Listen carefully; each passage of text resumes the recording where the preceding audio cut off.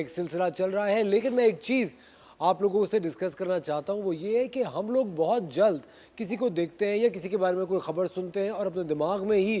ہم ان کی تصویر کشی کر لیتے ہیں اور پھر سوچتے ہیں کہ یار وہ انسان ایسا ہی ہوگا، اور یہ زیادہ تر ینگسٹرز میں یہ چیز پائی جاتی ہے۔ ہمارے ساتھ عفیفہ عمران موجود ہیں۔ عفیفہ، آپ ابھی ایک ینگ لڑکی ہیں اور ابھی آپ ایک اسٹوڈنٹ بھی رہ چکی ہیں، پڑھ بھی رہی ہیں، آپ کی بھی دوستیں ہوتی ہوں گی، آپ کے خیال سے یہ کیوں ہوتا ہے؟ ہم پہلے سے لوگوں کو جج کیوں کر لیتے ہیں؟ جی، یہ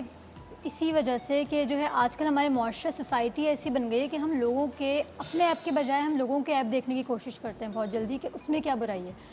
اور بہت جلدی ہم کسی کو بھی دیکھ کے اس کو اس طریقے سے جج کر لیتے ہیں کہ یہ اس کی امیج، مطلب اس کی ایک امیج بنا لیتے ہیں اپنے دماغ میں، اور پھر اسی وجہ سے ہم اس کے ساتھ روڈ ہو جانا، مطلب بیہیویئر ہمارا جو کہ بالکل غلط ہے۔ سورہ احزاب میں تو سختی سے اس چیز کے بارے میں منع کیا گیا ہے کہ دوسروں کے عیب مت تلاش کرو، ان پہ پردہ رکھو، اور دوسروں کے تجسس میں نہ پڑو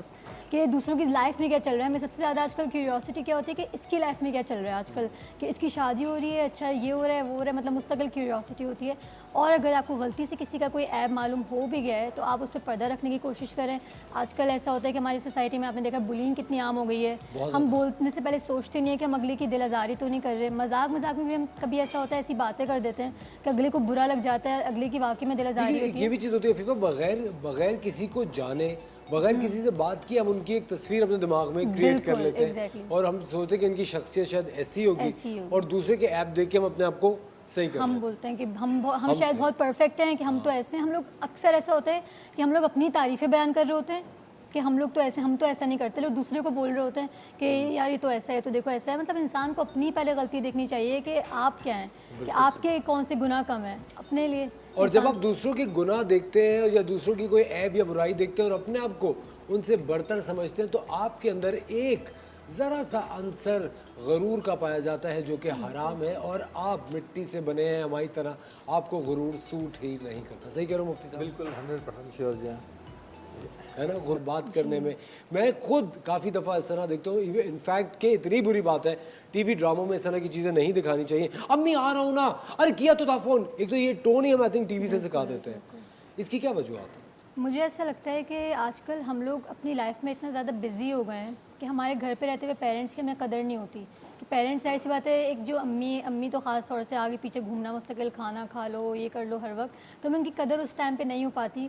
لیکن ظاہر سی بات ہے کہ جب وہ ہمارے ساتھ نہیں ہوتے تب ہمیں فیل ہوتا ہے کہ ہمارا کوئی دوست نہیں ہے، ہمارے ساتھ کوئی سنسیئر نہیں ہے سوائے ہمارے ماں باپ کے۔ مشکل وقت میں ہمارے ساتھ صرف اور صرف ماں باپ اور فیملی کھڑی ہوتی ہے، جو ہماری امیڈیٹ فیملی ہوتی ہے۔ اور اس کا تو یہ ہے کہ مطلب باپ اگر ناراض ہوتا ہے تو اللہ پاک کی ناراضگی باپ کی ناراضگی میں، باپ اگر خوش ہوتا ہے تو اللہ پاک خوش ہوتے ہیں، ماں کے قدموں میں جنت ہے، کتنی بڑی بات ہے اس میں۔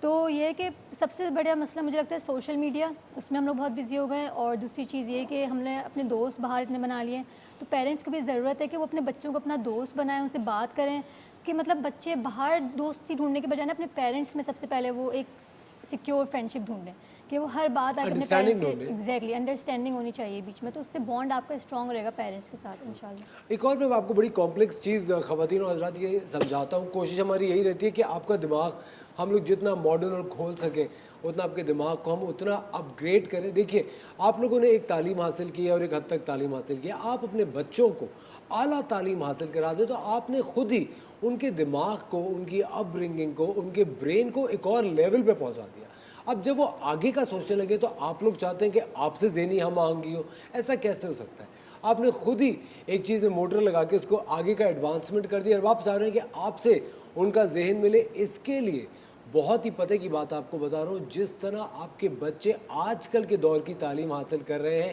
آپ بھی آج کل کے دور کے حساب سے اپ گریڈ ہو، تاکہ آپ کی اور آپ کے بچوں کی ذہنی ہم آہنگی ہو۔ کیونکہ بہت ساری اس طرح کے ہمارے طبقے ہیں جو کہ آف کورس کام کرتے ہوئے زندگی گزر جاتی ہے اور بچوں کو بہت اعلیٰ تعلیم دیتے ہیں، اور پھر ان اعلیٰ تعلیم یافتہ بچوں کے فیصلے آپ خود کرتے ہیں جن کی لمیٹڈ تعلیم اور لمیٹڈ ایکسپوجر اور لمیٹڈ تجربہ ہے۔ دیکھیے آپ کی جو محبت ہے آپ کے بچوں کے لیے، آپ کی اولاد کے لیے، اس کو کوئی ڈاؤٹ نہیں کر رہا، اس میں کوئی شک نہیں ہے، لیکن ایک چیز سوچئے، ایک